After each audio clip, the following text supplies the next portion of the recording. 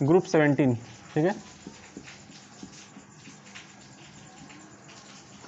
P block element का group 17, इसको halogen family भी बोलते हैं। क्या बोलते हैं? Halogen family. हैलोजन फैमिली का मतलब क्या होता है? ये सॉल्ट प्रोड्यूसर होते हैं, मतलब सॉल्ट बनाते हैं, ठीक। जैसे कभी भी देखना हैलोजन फैमिली के कंपाउंड हमेशा किसी न किसी सॉल्ट के फॉर्म में मिलेंगे तुमको। अब हैलोजन फैमिली में कौन कौन से कंपाउंड आते हैं, चलो देखते हैं। तो एक टेबल बनाते हैं।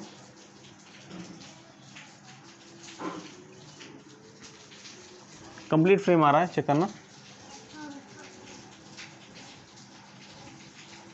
ठीक है। हैलोजन फैमिली ग्रुप 17 के अंदर आती है और इसमें आएंगे सबसे पहले fluorine, chlorine, bromine, iodine, astatine. देखो जो एस्टाटीन है इसको हम हैलोजन फैमिली में कंसीडर नहीं करते हैं, क्योंकि क्या एक रेडियो एक्टिव मेटल है, ठीक है। रेडियो एक्टिव जितने भी हम लोग देख रहे हैं पी ब्लॉक, वहाँ नीचे आ रहे हैं रेडियो एक्टिव। जैसे वहाँ बिस्मथ मिला, फिर क्या मिला, पोलोनियम मिला, पोलोनियम था कि नहीं था, वो सब क्या है, सब रेडियो एक्टिव है। ऐसे यहाँ एस्टाटीन मिला, भी क्या है, एक रेडियो एक्टिव है, ठीक है। तो 17 ग्रुप में fluorine, chlorine, bromine, iodine, astatine, देखो यहाँ से लेके फ्लोरीन से लेके आयोडीन तक ये सब क्या होते हैं, हैलोजेंस होते हैं। हैलोजेंस, हैलोजन मतलब सॉल्ट प्रोड्यूसर, ठीक है।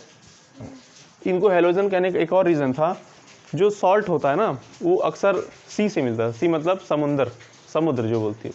तो समुद्र के जो गॉड थे, गॉड ऑफ सी, उनको ही बोलते थे हैलोजन, ठीक है। इसलिए वहाँ से भी इनका नेम आया हैलोजन। चलो, तो इसकी कुछ फिजिकल प्रॉपर्टी देखेंगे जो ट्रेंड में है वो देखेंगे, और केमिकल प्रॉपर्टी देखेंगे।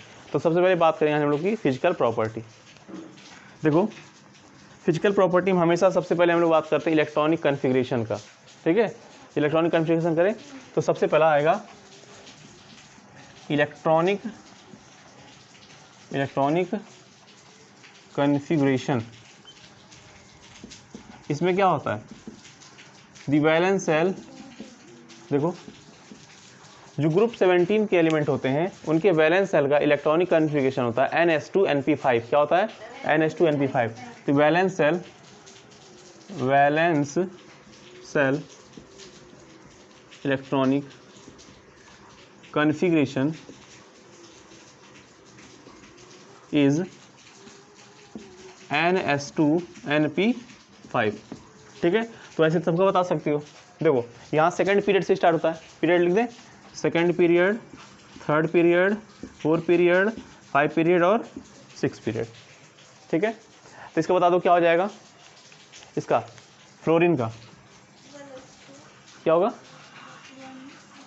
वैलेंस सेल बताना ना, वैलेंस सेल क्या, NH2NP5, और N क्या है, N is the number of periods. यहाँ देखो पीरियड नंबर कितना है 2, तो N की वैल्यू कितना रखोगी 2, तो कितना हो जाएगा यहाँ पे, यहाँ रखोगी 2s2 2p5, ठीक है। यहाँ देखो इधर कितना हो जाएगा 3s2 3p5, यहाँ देखो 4s2 4p5, 6s2, अरे सॉरी 5s2 है ना, 5s2 5p5, फिर नेक्स्ट 6s2 6p5, ठीक है। ये क्या हो गया, वैलेंस सेल इलेक्ट्रॉनिक कन्फिग्रेशन। तो हैलोजन फैमिली के जो मेंबर्स हैं उनका valence shell electronic configuration generally क्या होता है, NH2NP5, और लिखे तो जहाँ N होता है पीरियड, नंबर ऑफ पीरियड। जिसे देख लो, अगर तुमको ना विश्वास हो तो फ्लोरीन का मैं कर दूँ, लास्ट में आ जाएगा भाई। आओ, फ्लोरीन का होता है 9, कितना होता है, करोगी 1s2 2s2 2p5, 2 2 4 5 9 हुआ ना। लास्ट में क्या आ रहा है 2s2 2p5। और विश्वास ना हो तो आप क्लोरीन भी कर देते हैं, कर दें। क्लोरीन का होता है 17, 1s2 2s2 2p6 3s2 3p5। देखो 2 2 4 6 10 2 12 5 17 3s2 3p5। आई थिंक 2 करने के बाद बिलीव हो गया होगा कि नहीं हुआ है। तो ऐसे तुम करती जाओगे सबका आ जाएगा, और जनरली क्या हो जाएगा NH2NP5। तो इलेक्ट्रॉनिक कॉन्फ़िगरेशन का ट्रेंड हो गया। चलो कर लो कॉपी में।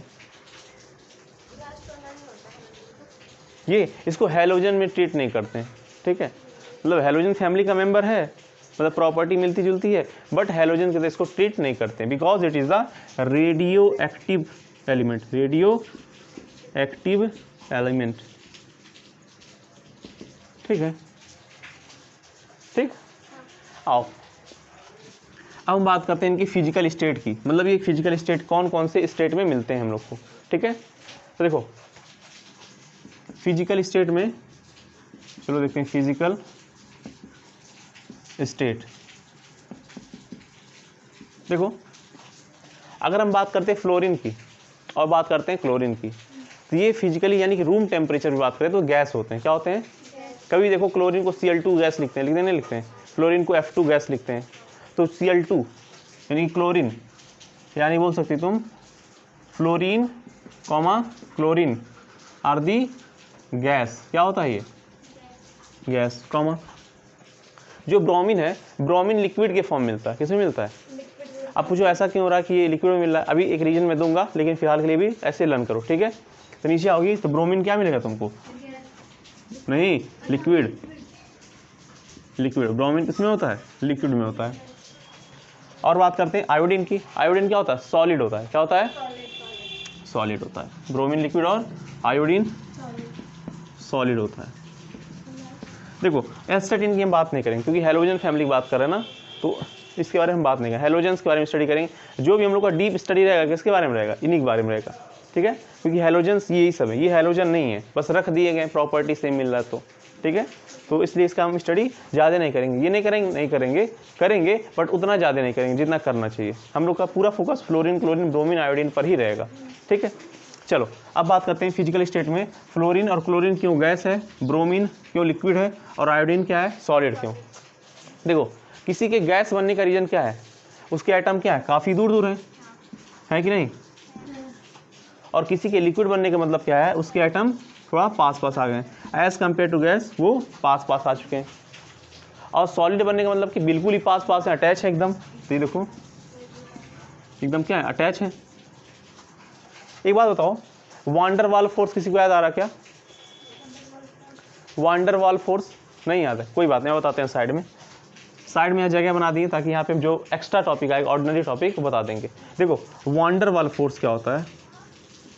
Wander Waals force, wander Waals force एक टाइप का अट्रैक्शन है जो मॉलिक्यूल के बीच में लगता है। अब मान लो यहाँ पे मेरे पास एक फ्लोरीन है ना, फ्लोरीन है और मेरे पास एक फ्लोरीन है, तो फ्लोरीन के एटम एंड फ्लोरीन के एटम के बीच में एक अट्रैक्शन लगता है। जैसे कि हम लोग बात करें ग्रेविटेशन फोर्स, पता है ग्रेविटेशन फोर्स क्या होता है? दो मासेस के बीच में लगने वाला फोर्स ग्रेविटेशन फोर्स। वैसे ही केमिस्ट्री का ग्रेविटेशन फोर्स है वांडर वाल फोर्स। कौन सा फोर्स? Wander Waals force. तो देखो वांडर वाल फोर्स इसके बीच में लगता है, ठीक है। अब देखो ऐसे मान लो क्लोरीन है और एक क्लोरीन है, तो यहाँ भी क्या लगेगा? वांडर वाल फोर्स लगेगा। अब बात आई कि वांडर वाल फोर्स डिपेंड किस पे करता है, यानी कि उसका अट्रैक्शन कब बढ़ता है कब घटता है, ठीक है। तो वांडर वाल ऑफ अट्रैक्शन जो होता है, यानी कि wander Waals force of attraction जो होता है, फोर्स ऑफ रिपल्सन जो भी हो, वो डायरेक्टली प्रोपोर्शनल होता है साइज के। किसके होता है? साइज के। और ये भी बोल सकती हो wander Waals force of attraction directly proportional होता है मॉलिक्यूलर मास के, मॉलिक्यूलर मास के। तुम देखो क्लोरीन, सॉरी क्लोरीन, यहाँ पे फ्लोरीन, तुमको क्या पता है जब हम ग्रुप में क्या होता है? टॉप से बॉटम आते हैं, साइज बढ़ता है घटता है? बढ़ता है। तो जब आएंगे टॉप से बॉटम, अगर मेरा फ्लोरीन कितना है, हाँ फ्लोरीन का साइज कहाँ बनाऊँ, वैसे बता देते हैं। फ्लोरीन के कंपैरिजन में क्लोरीन का साइज बड़ा होगा, और नीचे आएंगे तो और बड़ा हो जाएगा, और नीचे आएंगे तो और बड़ा हो जाएगा। तो देखो जितना तुम्हारा साइज बढ़ेगा उतना ही van der Waals force of attraction बढ़ेगा, ठीक है। अगर हम कंपेयर करते हैं कि आयोडीन में और फ्लोरीन में, तो देखो फ्लोरीन सबसे पहले है और आयोडीन सबसे नीचे है, तो आयोडीन का साइज क्या होगा? बड़ा होगा, क्योंकि कहाँ है? डाउन में है। तो जब हम डाउन में ग्रुप में कहाँ जाते हैं? डाउन जाते हैं, तो साइज क्या होता है? बढ़ता है। On going top to bottom the size of atom is increases, तो एटम का साइज क्या होगा? इंक्रीज कर गया। आयोडीन क्या हो गया? बड़ा हो गया, यानी उसका साइज क्या होगा? अधिक हो गया। जब आयोडीन का साइज अधिक हो गया तो wander Waals force of attraction भी अधिक हो गया, और जब अट्रैक्शन अधिक होगा तो एटम पास पास आ जाएंगे। अब जब एटम पास पास रहेंगे तो तुम्हारा क्या बन जाएगा? सॉलिड बन जाएगा, ठीक है। और ऊपर चलेंगे तो साइज ऊपर की तरफ जा रहे हैं, नीचे नहीं इस बार, मतलब कहाँ जा रहे हैं? टॉप से बॉटम या बॉटम से टॉप जा रहे हैं, तो बॉटम से टॉप चलो, तो ब्रोमीन में क्या होगा, साइज थोड़ा और छोटा होगा, थोड़ा और छोटा होगा तो थोड़ा van der Waals force of attraction कम हो जाएगा, इससे क्या बन जाएंगे, लिक्विड बन जाएंगे। ऊपर जाएंगे तो van der Waals force of attraction बिल्कुल ही कम हो जाएगा, ठीक है, इससे क्या हो जाएगा, वो गैस बन जाएंगे। अभी नहीं है, कहाँ है डाउट बोलो। तो देखो पहली बात कर ली हम लोग इलेक्ट्रॉनिक कन्फिगरेशन, तो general electronic configuration of halogen क्या होता है, NH2NP5। दूसरा क्या होता है, फिजिकल स्टेट, तो फ्लोरीन और क्लोरीन क्या है, गैसेस है, एंड ब्रोमीन लिक्विड है और आयोडीन सॉलिड है। ऐसा क्यों, क्योंकि फ्लोरीन और क्लोरीन में van der Waals force of attraction बहुत ही कम लगता है। रीज़न क्या है, इनका साइज बहुत ही छोटा होता है रिलेटिवली और एलिमेंट्स के, ठीक है।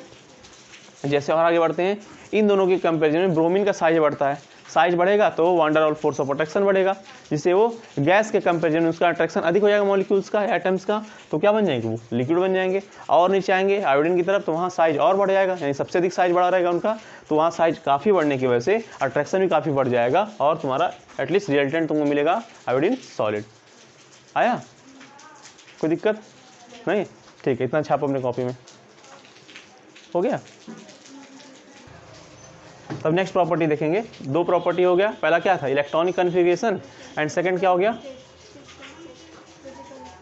फिजिकल स्टेट में सेकंड कौन सा हुआ,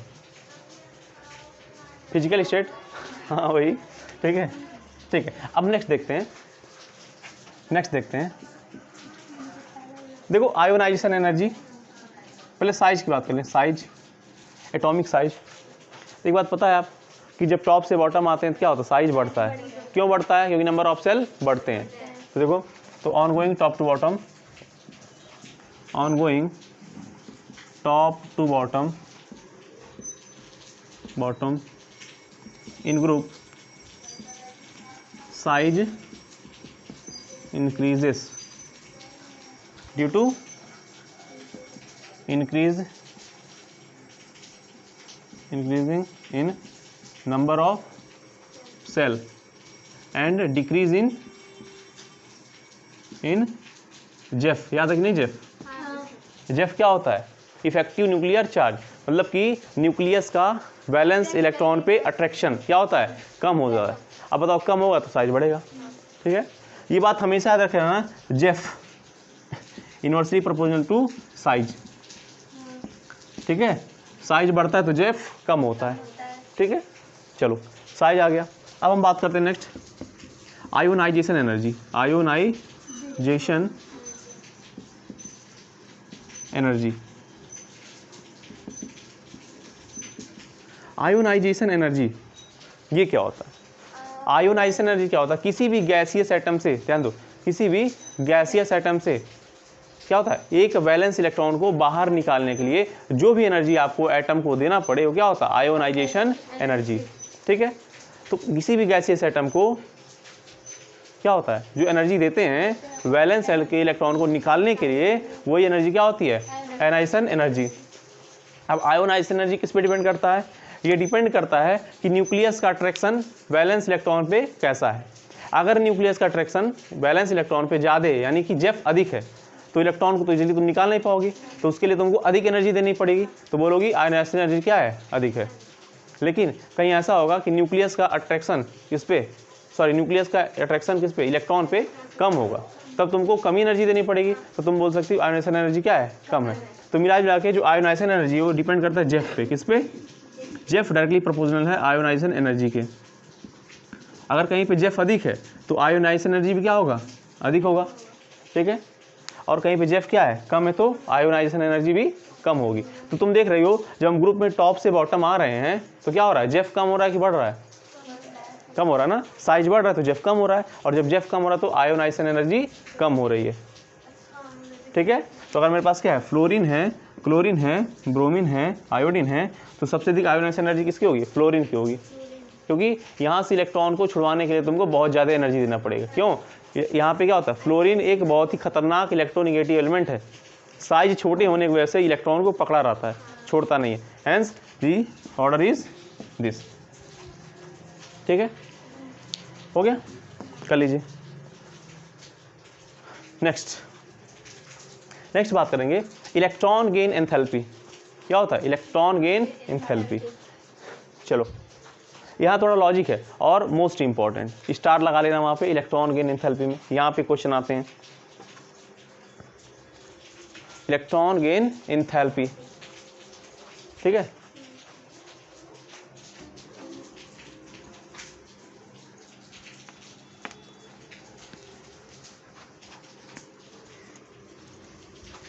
चलो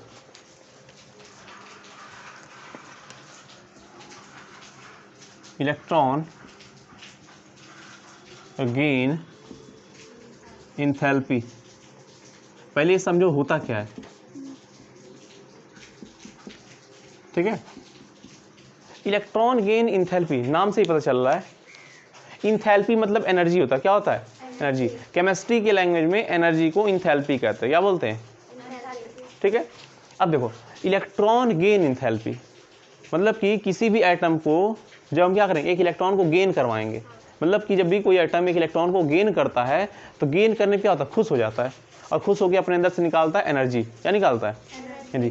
कोई भी एटम जब एक इलेक्ट्रॉन को अपने अंदर एक्सेप्ट करता है, एक्सेप्ट करने के बाद क्या होता है, अपने अंदर से एनर्जी निकालता है। उसी एनर्जी को बोलते हैं इलेक्ट्रॉन गेन एंथैल्पी, ठीक है। अब कौन सा एटम होना चाहिए? गैसियस एटम, ठीक है।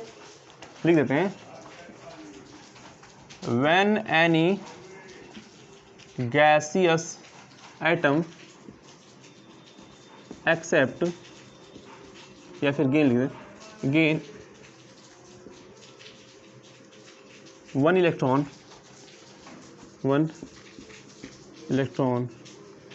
and release the energy called electron gain enthalpy, ठीक है, ठीक है। तो कोई एटम क्या है, इलेक्ट्रॉन को गेन करेगा और गेन करने के बाद क्या होगा, एनर्जी निकालेगा, उसे क्या बोलते हैं, इलेक्ट्रॉन गेन एंथैल्पी। अब ध्यान समझो, हैलोजन में देखना हमको, मान लो मेरे पास है फ्लोरीन, मेरे पास है क्लोरीन और ब्रोमीन और है आयोडीन। देखो इलेक्ट्रॉन गेन एंथैल्पी किस पे डिपेंड करता है, जेफ पे। समझो देखो, ये है फ्लोरीन का न्यूक्लियस, ये है क्लोरीन का न्यूक्लियस, ये है ब्रोमीन का न्यूक्लियस, ये है आयोडीन का न्यूक्लियस, ठीक है। ये न्यूक्लियस है, न्यूक्लियस है, न्यूक्लियस है। अगर हम फ्लोरीन की बात करते हैं तो फ्लोरीन का साइज क्या होता है, छोटा होता है। क्या होता है? छोटा होता है। और सारा जो चार्ज होता है उसके छोटे से ही वॉल्यूम में भरा रहता है, ठीक है। और इनका चार्ज क्या होता है, चार्ज इनका ऐसे फैला रहता है, मतलब एक ही जगह फैला, मतलब एक ही जगह उनका फैला नहीं रहता है, एक ही जगह क्या होता है, कंसंट्रेट होता है, बट हल्का हल्का क्या होता है, यहाँ डिस्ट्रीब्यूशन होना शुरू हो जाता है। फ्लोरीन में क्या होता है, एक ही जगह पड़ा रहता है, लेकिन क्लोरीन में क्या होता है, थोड़ा थोड़ा क्या होता है, डिस्ट्रीब्यूट भी होता है, मतलब साइड साइड में जाता है चार्ज। यहाँ क्या होता है, और डिस्ट्रीब्यूट हो जाता है, यहाँ और डिस्ट्रीब्यूट हो जाता है। मतलब बोले तो फ्लोरीन के न्यूक्लियस में इलेक्ट्रॉन को अट्रैक्ट करने की ताकत सबसे ज़्यादा है, क्योंकि इसका जेफ क्या है, अधिक है। जेफ मतलब क्या होता है, इलेक्ट्रॉन को अट्रैक्ट करने की टेंडेंसी, लेकिन कौन सा, वैलेंस इलेक्ट्रॉन को, ठीक है। लेकिन एक बात बताएं, बाहर कोई इलेक्ट्रॉन रखा हुआ है उसको अट्रैक्ट करने की टेंडेंसी को बोलते हैं इलेक्ट्रोनिगेटिविटी। क्या बोलते हैं? तुमको पता है कि पूरे पीरियोडिक टेबल में फ्लोरीन एक ऐसा एलिमेंट है जिसकी इलेक्ट्रोनिगेटिविटी बहुत ज़्यादा होती है, बहुत ही हाई होती है।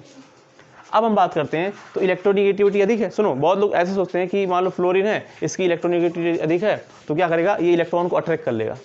लेकिन सब लोग समझने में ये भूल करते हैं कि इलेक्ट्रोनिगेटिविटी जो होता है वो कहाँ लगाते हैं, वो हम लगाते हैं वैलेंस इलेक्ट्रॉन में। कहाँ पे? लेकिन कौन से वैलेंस इलेक्ट्रॉन, जो बॉन्डेड हैं। कौन से? जो बॉन्डेड। मान लो मेरे पास है एक हाइड्रोजन और यहाँ पे क्लोरीन है, क्लोरीन का बैलेंस इलेक्ट्रॉन ही है, हाइड्रोजन का बैलेंस इलेक्ट्रॉन ही है। अभी क्या बना लिए, बॉन्ड बना लिए हैं। अब देखो हाइड्रोजन और क्लोरीन, इन दोनों में से मोर इलेक्टिव कौन होता है, क्लोरीन। तो क्लोरीन क्या करता है, इस इलेक्ट्रॉन को जो क्या हो गए, बॉन्डेड हुए हैं, इनको क्या करता है, पार्शियली अपनी तरफ शिफ्ट कर लेता है। इससे क्या होता है, यहाँ आता है निगेटिव चार्ज और यहाँ आता है पॉजिटिव चार्ज। तो इस टेंडेंसी को बोलते हैं इलेक्ट्रोनिगेटिविटी। क्या बोलते हैं, इलेक्ट्रोनिगेटिविटी। क्या होता है, यहाँ पे बॉन्डेड इलेक्ट्रॉन को, किसको, बॉन्डेड इलेक्ट्रॉन को अपनी तरफ शिफ्ट करने की टेंडेंसी को बोलते हैं इलेक्ट्रोनिगेटिविटी। तो ये सोच लेते सब लोग कि फ्लोरीन की इलेक्ट्रॉन को अट्रैक्ट करने की टेंडेंसी बहुत ज़्यादा होती है, लेकिन ये दिमाग नहीं लगाते हैं कि वो बॉन्डेड इलेक्ट्रॉन की बात हो रही है। ध्यान समझो, बॉन्डेड इलेक्ट्रॉन की, अगर इलेक्ट्रॉन बॉन्ड बना रहेगा तभी अट्रैक्ट करने की टेंडेंसी थी, ये माना जाता है। लेकिन यहाँ पे है, यहाँ सब लोग दिमाग लगा देते हैं कि फ्लोरीन तो सबसे इलेक्ट्रोनिगेटिव है तो इलेक्ट्रॉन को खींच लेगा। ये कहाँ से इलेक्ट्रॉन खींचने की बात हो रही है? बाहर से, सराउंडिंग से। मतलब ये तुम्हारा एटम है, ठीक है, यहाँ पे कोई इलेक्ट्रॉन रखा हुआ है, ये इलेक्ट्रॉन जो इस एटम के अंदर घुसेगा तब एटम जो एनर्जी निकालती है उसको हम बोलते हैं कौन सी energy? Electron gain enthalpy. Electron gain enthalpy. Ionisation में तो इलेक्ट्रॉन निकाला जाता है ना, ठीक है, और निकालने के लिए तुम एनर्जी देती हो, मतलब तोड़ती हो बॉन्ड।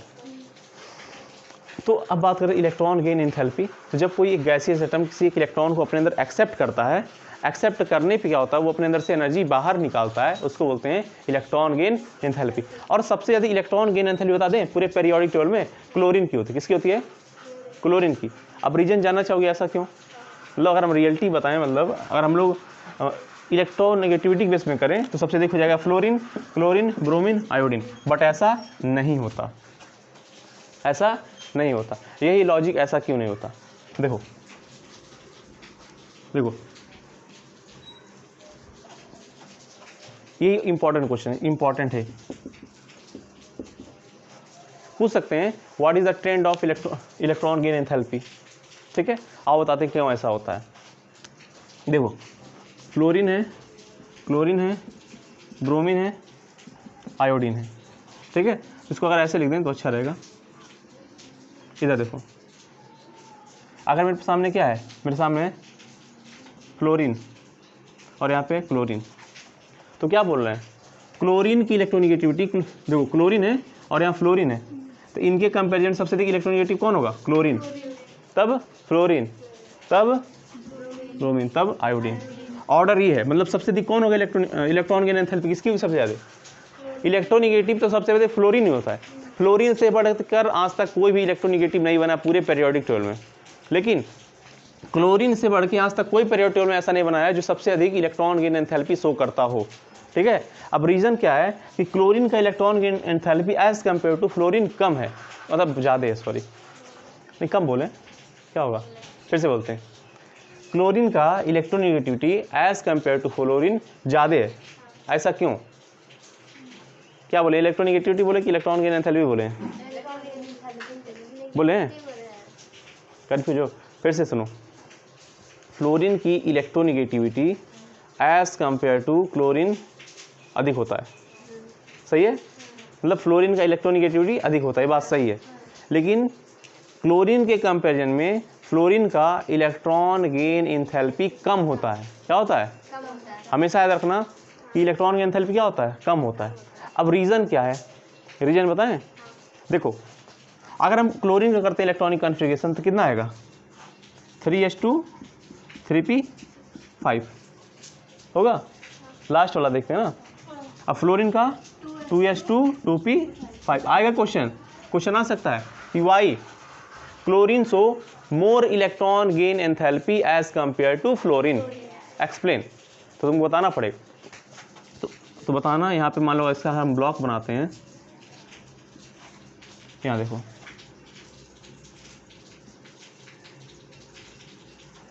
तो इसमें 5 भर दो, 5 है, ठीक है। यहाँ देखो 5 है। अब देखो ध्यान समझो, 5 नहीं है, 2 2 4 5 तो है, इधर 2 2 4 5 तो है, 2 है। यहाँ देखो, इसमें देखो, यहाँ पे 2 है, 2 दोनों है यहाँ पे। अरे देखो ऐसे तो 7 हो जाएगा ना, इसमें देखो 2 लिखा है तो यहाँ देखो 2 इलेक्ट्रॉन है, इसमें 5 लिखा है, देखो 2 2 4 1 5, बस यहाँ पे भी है। देखो अब मान लो तुम्हारे पास एक घर ऐसा है, एक घर ऐसा है, और तुम्हारे पास एक घर ऐसा है, ठीक है। घर का साइज दोनों का सेम है, लेकिन एक समझो ना, नहीं दिख रहा है, एक घर का साइज ऐसा है और घर का साइज ऐसा है, दोनों पी है, ये भी पी है। लेकिन क्या है ना, ये देखो तुम्हारे पास एक घर में इतने सारे रूम हैं और एक घर में इतने रूम हैं, ठीक है। अब तुम बताओ इस घर में दोनों में से किस घर में रहने का अरेंजमेंट अच्छा होगा? इस वाले में। और इसमें कहाँ है? स्पेस कम है इसलिए। अच्छा ओके, मान लो तुमको तुम्हारे पास से कह रहे हैं जो ये रूम का साइज है और ये रूम का साइज दोनों का सेम है, क्या है? अब बोलो। हाँ, पहले वाले घर में मतलब कि तुमको नंबर ऑफ कमरा देखो, यानी नंबर ऑफ रूम देखो। यहाँ पे नंबर ऑफ रूम ज़्यादा है, तुम यहाँ पे अधिक लोग को बहुत इजीली शिफ्ट कर सकती हो, ठीक है। और इसमें क्या होता है, यहाँ नंबर ऑफ रूम बहुत है कम, मैक्सिमम 4 लोग को शिफ्ट कर सकती हो। तो मान लो तुमने ऑलरेडी तुम्हारे पास कितना 5 इलेक्ट्रॉन है, तुमने 1 भरा, 2 भरा, 3 भरा, 4 भरा, 5 भर दिया, ठीक है। अब मान लो बाहर से तुम इलेक्ट्रॉन लाओगी तो मैक्सिमम कितना रख सकती हो उसके पास? 2 ही भर पाओगी, एक यहाँ रख लोगी, नहीं 2 3 भर लोगी मैक्सिमम कितना भर पाओगी? 3 से ज़्यादा नहीं भर पाओगी। लेकिन यहाँ लाओ तो यहाँ भर लोगी 2 4 6 8 10 12 14 13, मतलब कि बहुत ज़्यादा भर सकती हो, क्योंकि यहाँ पे स्पेस बहुत ज़्यादा है और यहाँ पे क्या स्पेस कम है। और कम ही स्पेस में अगर तुम इलेक्ट्रॉन को भरोगी ना, तुम्हारा इलेक्ट्रॉन रिपल्सन करेंगे। मतलब कि यहाँ एक इलेक्ट्रॉन है, चलो भर दी, जबरदस्ती यहाँ पे भरोगी ना तो इलेक्ट्रॉन रिपल्सन करेंगे, मतलब यहाँ रहने ही नहीं देंगे। और यहाँ पे क्या देखो, यहाँ पे फ्लोरीन है, फ्लोरीन के पास 2s है, 2p है, 2d है क्या? मान लो ये 1 इलेक्ट्रॉन का स्वागत कर लेगा 2p में, ठीक है। 2 इलेक्ट्रॉन का स्वागत करना है, कैसे करेगा पहले बताओ? यहाँ पे तो मैक्सिमम 1 ही इलेक्ट्रॉन तो भर पाओगी, 2d है इसके पास नहीं है तो, और मान लो उसको 2 इलेक्ट्रॉन चाहिए तो क्या 2 इलेक्ट्रॉन भर पाओगी यहाँ पे? नहीं। तब क्या होगा? तब यहाँ पे तुम नहीं भर पाओगी। लेकिन यहाँ पे क्या है, अगर हम कह रहे हैं 2 नहीं 3 इलेक्ट्रॉन भरना है, बड़े आराम से भर लोगी। क्यों? क्योंकि तुम्हारे पास 3d भी होता है, ठीक है। और 3d होता है तो तुम इलेक्ट्रॉन को एक्साइट करा दोगी नेक्स्ट वाले में, तो तुमको जगह मिल जाएगा खाली। लेकिन इसमें क्या होगा, इसमें इसी में तुमको भरना पड़ेगा, 1 भर सकती हो, उससे ज़्यादा भरनी होगी तो जगह ही नहीं तुम्हारे पास। अब भर भी दोगे तो क्या होगा, इलेक्ट्रॉन आपस में क्या करेंगे? रिपल्सन करेंगे। क्या करेंगे? इलेक्ट्रॉन करेंगे रिपल्सन। और रिपल्सन की वजह से क्या होता है, ये अधिक इलेक्ट्रॉन गेन नहीं कर सकता। जब इलेक्ट्रॉन ही अधिक नहीं गेन करेगा तो तुम्हारी एनर्जी कैसे ज़्यादा देगा? लेकिन इनके पास क्या है, इनके पास स्पेस है। क्या है? स्पेस है, जिसकी वजह से ये रिपल्सन नहीं करते इजिली। वो अगले में शिफ्ट हो जाएगा, आ जाओ इलेक्ट्रॉन, फिर अगले में शिफ्ट हो जाएगा, आ जाओ इलेक्ट्रॉन, मतलब चाहे जितना तुम इलेक्ट्रॉन लाओ ये शिफ्ट करता जाएगा, क्योंकि इसके पास क्या है, स्पेस है। तो यहाँ इलेक्ट्रॉन और इलेक्ट्रॉन के बीच में रिपल्सन होगा नहीं। लेकिन यहीं पे तुम देखो, यहाँ पे क्या एक ही जगह है, 2 इलेक्ट्रॉन भर पाओगी, भरोगे तो रिपल्सन होगा, रिपल्सन जब होगा तो भाग जाएगा बाहर, इलेक्ट्रॉन रह ही नहीं पाएगा। जब इलेक्ट्रॉन रह ही नहीं पाया, तुम्हारे अंदर आया ही नहीं, तो तुमने इलेक्ट्रॉन गेन नहीं किया, और गेन नहीं किया तो तुमने एनर्जी कैसे देगा, ठीक है। तो इसलिए यहाँ पे होता है क्लोरीन की इलेक्ट्रॉन गेन एंथैल्पी ज़्यादा और फ्लोरीन की कम। तो क्वेश्चन आएगा कि क्लोरीन एंड फ्लोरीन में किसकी इलेक्ट्रॉन गेन एंथैल्पी अधिक होती है एंड क्यों? तो बताना, फ्लोरीन एंड क्लोरीन में क्लोरीन की इलेक्ट्रॉन गेन एंथैल्पी अधिक होती है। रीज़न क्या है? क्योंकि क्लोरीन के पास मोर स्पेस होता है, जिससे इलेक्ट्रॉन रिपल्सन कम होता है, ठीक है। लिखो ये ऑर्डर पर लिखो, इलेक्ट्रॉन गेन एंथैल्पी का ऑर्डर लिखो order of electron gain enthalpy लिखो। The electron gain enthalpy of chlorine, the electron gain enthalpy of chlorine is more than fluorine due to more space and less electron repulsion,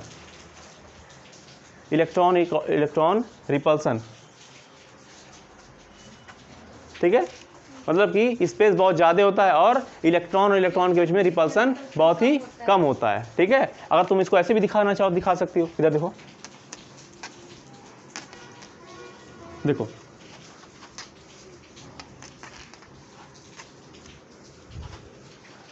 अगर तुम्हारे पास fluorine है, छोटा सा होता है fluorine, ठीक है, लेकिन कान तो इसके बड़े बड़े होते हैं, है कि नहीं? कान तो बड़े बड़े होंगे। लेकिन यहीं पे क्लोरीन है, क्लोरीन क्या होगा? क्लोरीन बड़ा होगा ना, और कान छोटे छोटे होते हैं, मतलब कि ये जो इनके हो गए हैं कान वो क्या हो जाएंगे,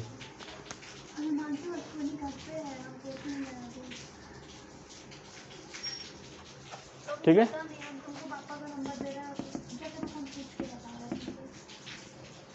साइज छोटा है, रिपल्सन क्या करेंगे, ज़्यादा करेंगे। यहाँ क्या साइज बड़ा है तो रिपल्सन करने के लिए इनको ज़्यादा डिस्टेंस चलना पड़ेगा, तो डिस्टेंस क्या होगा ज़्यादा तो रिपल्सन कम।